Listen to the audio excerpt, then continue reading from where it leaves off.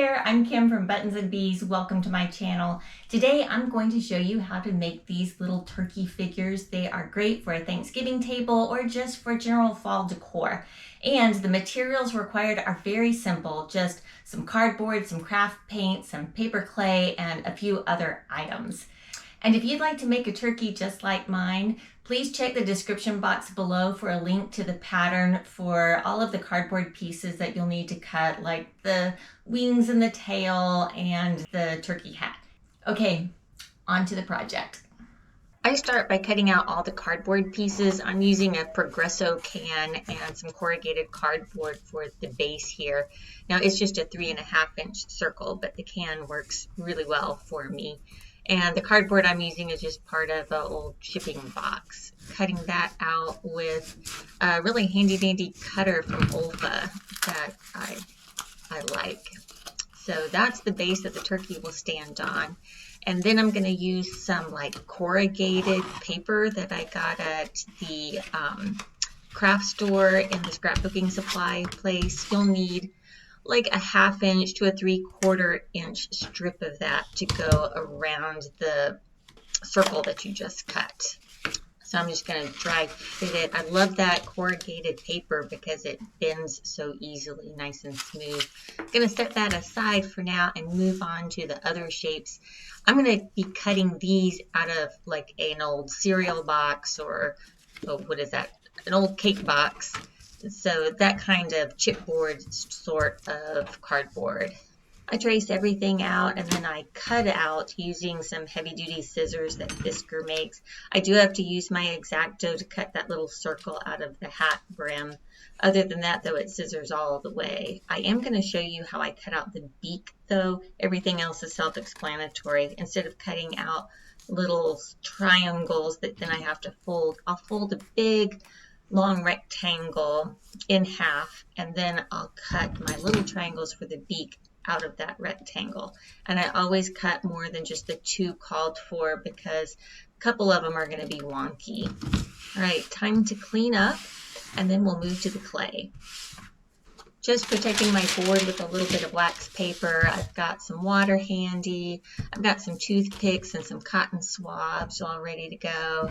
I also like to keep the paper towel handy in case my fingers get too wet. This is the paper clay that I use. I haven't tried anything else because I just love this so much, and I can get it at my local craft store. Also, it's great to have a scrap piece of styrofoam. I'll show you how I use that later.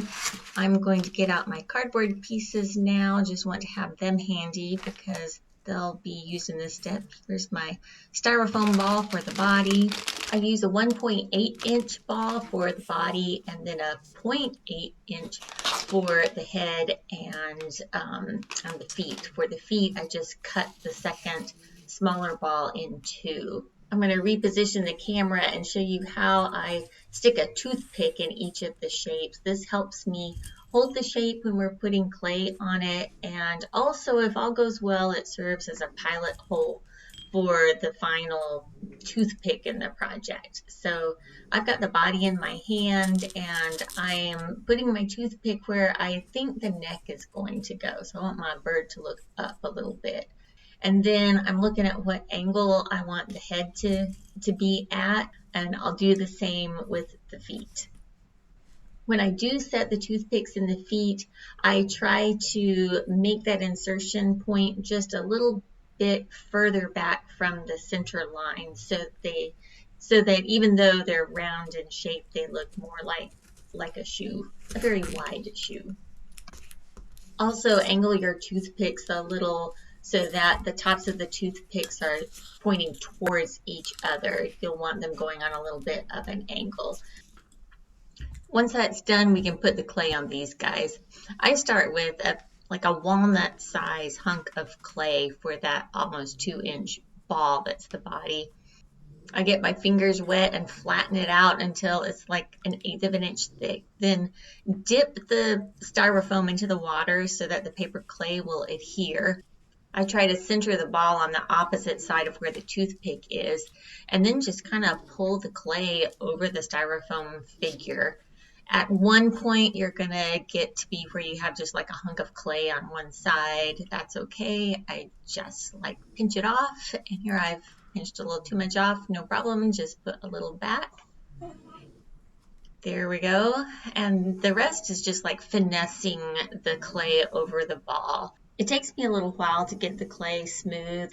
I have taken out a lot of video right here so you don't have to watch. When it has gotten dry, I just dip my hands in the water and that helps me smooth it out. But I'm almost done here. Doesn't have to be perfect. Now that I've got the clay on the body, I'm going to try to fit the feet and legs onto the body so that I can have some like placeholder toothpicks there to help me stand my bird up. And this is a little trial and error for me. I think I placed the legs a couple of times before I get to a spot where I think they're going to support my bird without it toppling over. When I find that spot, I go ahead and replace it with toothpicks. Now that that's done, we're going to add the wings and the tail. I start out by making a little coil of clay and then taking like 3 half-inch strips off. I'm going to need to position each strip where one of the insertion points is for the wings and the tail. So I'm using the paper piece to judge where I want the wing to go and then just pressing that little coil of clay to the spot. And the same with the tail. This gives me some extra kind of clay padding, one, to be able to have enough clay to hold the wing in place, and then 2, I'll have a little extra clay that will help the wing stay slightly away from the body. So there goes the first one, and I'm just pushed it in the clay and then pressing it down. I want a nice clean kind of curved line where the clay meets the top of the wing. And then same thing for the other wing. For the tail, I noticed that my extra clay wasn't in the right position, so I just scooched it down a little before inserting the tail into the back of the bird.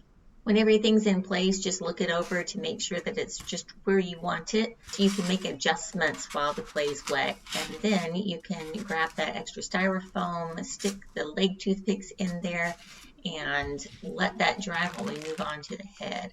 For the head, I just have like a large olive-sized piece of clay, and I'm going to cover the head just like I did the body, pulling it taut and removing all the extra and then smoothing over the surface with like kind of damp hands. Then we'll grab those little triangle pieces for the beak, kind of like position the head as you think it's going to like angle on the bird so you know where you want the beak pieces in relation to the angle of the neck. Bend that little triangle in half and then just press it into the clay. So I think I only show me putting like 2 pieces in, but it's very normal for me to have a couple of goes at this. If you get both of them in, don't like how they sit, you can take it out, just kind of smooth the clay back over and then try again with the same pieces or try some different pieces. Once I get the beak where I like it, I'm going to move on to the eyes. For this, I dip one of the cotton swabs in water and then just press and roll into the clay where I want the eyes. It's not a big divot, just a little divot. This is also like perfectly optional. I just think it gives a little character to the bird's eyes. Once that's done, make sure you didn't distort any other parts of the clay on the bird, and you can set it aside to dry. And then we're going to work on the shoes. And really the same thing here on the shoes. Start with a little ball of clay, roll it, cover the shoes.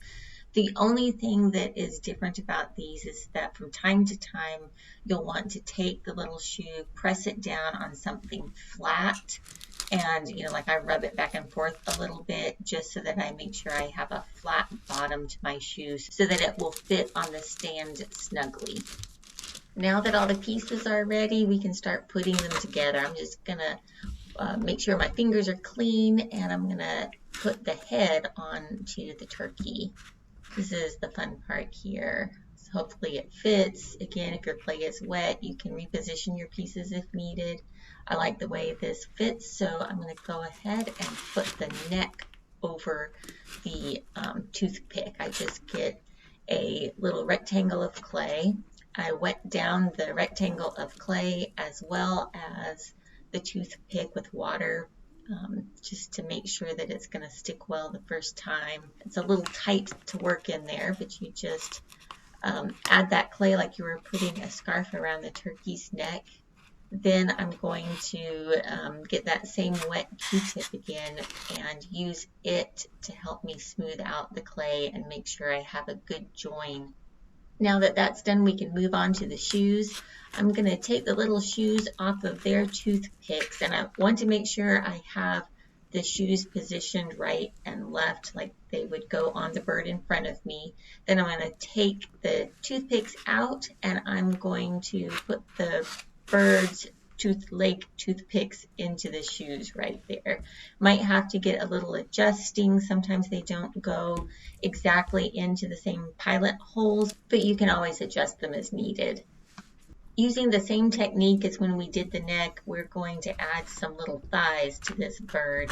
The only thing is different is that you make it kind of a conical shape rather than a straight shape. Once that's done, we're going to take the shoes off and set all the pieces out to dry. While the bird's drying, it's a perfect time to glue the bird hat and the stand together. I use regular Elmer's glue for this. First, I kind of dry fit the ring around the stand base, trim it off, and then use my glue to hold the two ends together. Next, I put the ring around the base, and I use my Elmer's glue kind of like a caulking gun to run a line of glue along the inside bottom of that base. I set that aside to dry and then move on to the hat. First, I make sure that the inner circle of the hat brim is big enough for the hat to sit over the head of the bird. Mine didn't need adjusting, so I'm moving on to the hat itself. Just make a cylinder so that it fits over that hole in the brim, glue it together with my Elmer's, and either hold it in place while it glues or use a paper clip to hold it while it dries. So now we can put the three hat pieces together. I use a cotton swab to get rid of any excess glue around the brim or around the top of the hat. You'll probably need to adjust the size of the circle for the top of the hat before you glue it on. So now it's the next day and everything is dry and it is time to prepare for painting. I'm going to kind of clean off any leftover clay on the bottom of the legs, and then I'm going to glue the feet onto the bird using some Elmer's glue. I'm just going to set him aside to let that glue dry, and meanwhile I'm going to get out my gesso. This is just some generic brand gesso. Got an old brush. Also, I'm going to be using some sand later. I give everything except for the rim of the base a coat of gesso. It just helps the paint stick better. I'm going to give a second coat to the top of the base, and I'm doing this so that I can add some texture. To do this, I dip my paintbrush in the gesso and then I dip it into the sand. Grab as much sand as I can on there, and then I'm going to spread it over the top of the base. This will just make the finished piece look a little more interesting. Makes it look like he's on grass or something. Because the final paint colors for my turkey are pretty dark, right here I'm going to do an extra step and put a base coat of a brown paint over all of my turkey parts and the top of the base. This will help give me a more even coverage on those final coats of paint. Looks like everything's dry, so I can start painting. My general approach to painting is I'm going to start from the light colors and work my way out to the dark colors. I'm using a generic store brand craft paint that I got for 50 cents a piece at Hobby Lobby. Just wanted to try these out. I guess the best I will say about them is that they were worth the 50 cents. They weren't terrible, but I don't know that I'll be buying them again. I'm going to fast forward through the painting process. It just takes way too long. I will put a list of the colors that I used in the description box or in the pattern. My advice for this is just have fun with it. The nice thing about craft paints is if you make a mistake, you can always paint over it. So let's just do a little painting here.